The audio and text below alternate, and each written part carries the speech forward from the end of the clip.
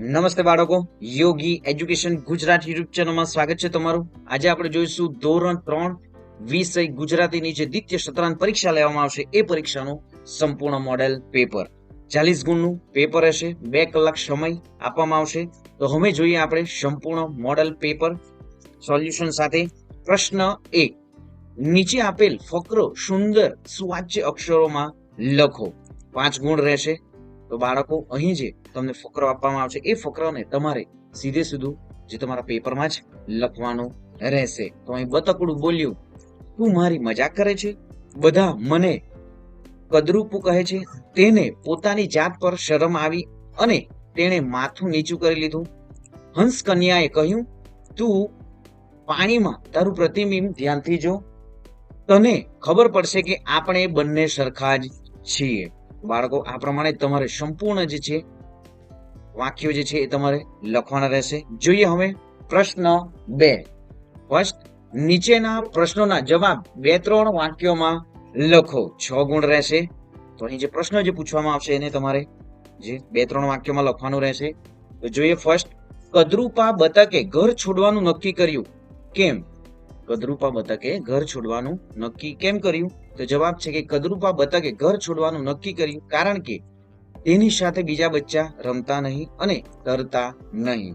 Next, Tiku ચંદુને કેમ શોધી ના શકી? તો ચંદુ જે છે બુદ્ધિ વાપરીને મોટા મોટા કોર પથ્થરો વચ્ચે પૂછ મોં કાન સંકોરીને બેસી ગયો હતો. તે એક પથરા જેવો જ લાગતો હતો, તેથી ટીકુ ચંદુને શોધી ના શકી.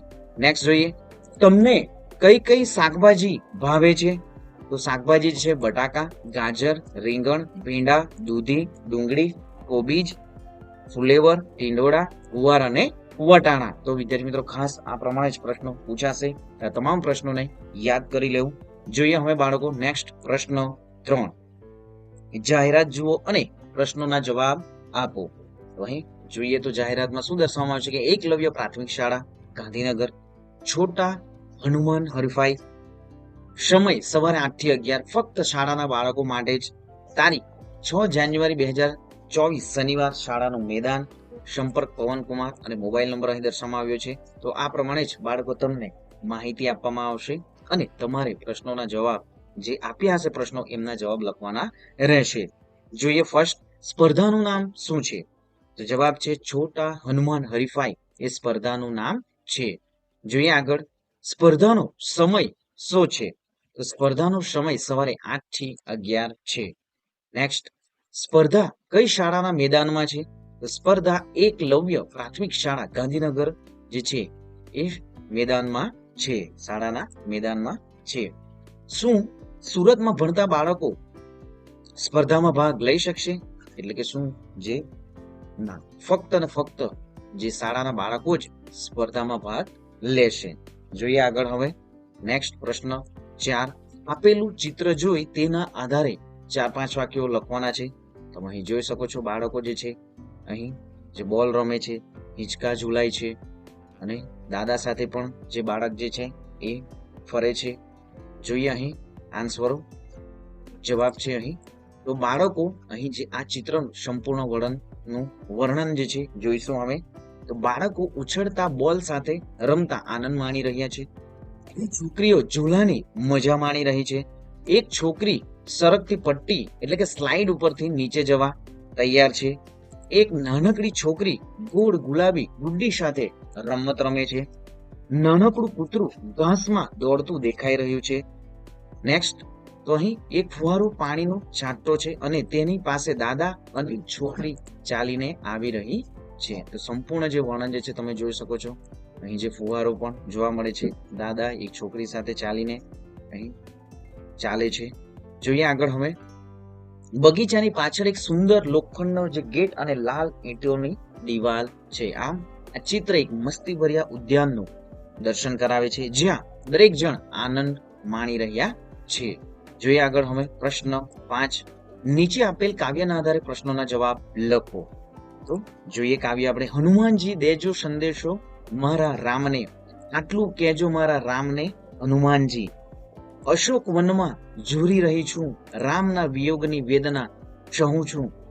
વહેલા મોકલજો મારા રામને હનુમાનજી, લંકાની નગરી તો સોને મઢેલી, રાક્ષસોની ભૂમિ છે દગા ભરેલી, એવું કહેજો મારા રામને હનુમાનજી, લંકાની નગરીનો રાજા રાવણ છે, 10 એના મસ્તક ને 20 એના હાથ છે, ચેતાવી દેજો મારા રામને હનુમાનજી. તો જોઈએ હવે પ્રશ્નો. રામને સંદેશો કોણ આપશે? તો જવાબ છે રામને સંદેશો જે હનુમાનજી આપશે. સીતા ક્યાં છે? તો સીતા અશોકવનમાં છે. કઈ નગરી સોનાથી મઢેલી છે? તો લંકાની નગરી જે છે એ સોનાથી મઢેલી છે. રાવણના કેટલા મસ્તક છે? તો રાવણના 10 મસ્તક છે. રાવણના વિયોગમાં કોણ દુઃખી છે? તો સીતા જે છે એ રામના વિયોગની વેદના સહન કરી રહી છે. આમ રામના વિયોગમાં કોણ દુઃખી છે? તો સીતા માતા જે છે એ રામના વિયોગમાં દુઃખી છે. જોઈએ હવે પ્રશ્ન 6. બંધ બેસતો શબ્દ મૂકી વાક્ય ફરીથી લખો. હું ઝડપથી દોડ્યો અને કે તેથી પણ બસ ચૂકી ગયો. તો અહીં જે શબ્દો જે છે એ શબ્દોમાંથી તમારે જે સાચો શબ્દ બંધ બેસતો શબ્દ લખવાનો રહેશે. તો જવાબ જોઈએ. હું ઝડપથી દોડ્યો પણ બસ ચૂકી ગયો. જોઈએ આગળ. તૂટેલી ડોલમાં ગમે તેટલું પાણી ભરો અને કે તેથી પણ ડોલમાં પાણી રહેશે નહીં. તો જવાબ જોઈએ. તૂટેલી ડોલમાં ગમે તેટલું પાણી ભરો પણ ડોલમાં પાણી રહેશે નહીં. જોઈએ આગળ હવે ઉદાહરણ મુજબ જવાબ લખો. ઉદાહરણ છે રમશું. તો જવાબ છે અહીં રમતા રમતા. ઉતરશું. તો જવાબ છે ઉતરતા ઉતરતા. મલકશું. તો જવાબ છે મલકતા મલકતા. જોઈએ હવે ક વિભાગ. ઉદાહરણ પ્રમાણે કોષ્ટક સમજીને 2 વાક્ય લખો. બાળકો ચેનલને ખાસ સબસ્ક્રાઇબ કરી દો, વિડીયોને લાઈક કરવાનું પણ ભૂલતા નહીં. આ પ્રમાણે જ તમારું જે પેપર પણ રહેશે. જોઈએ હવે ઉદાહરણ છે અહીં વસ્તુ છે ક્યાં હોય? તો ઝાડ જમીન પર. તો વાક્ય બનાવવાનું છે કે ઝાડ જમીન ઉપર હોય છે. જોઈએ આગળ. વસ્તુ ક્યાં હોય?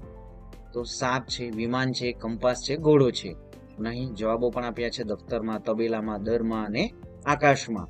તો સાપ જે છે એ દરમાં રહે છે, વિમાન જે છે આકાશમાં ઉડે છે, કંપાસ જે છે દફતરમાં હોય છે, ઘોડો જે છે એ તબેલામાં રહે છે. જોઈએ હવે પ્રશ્ન 7. વાક્યો વાંચી કૌંસમાંથી લાગુ પડતા વિધાનો ખાલી જગ્યા પૂરો.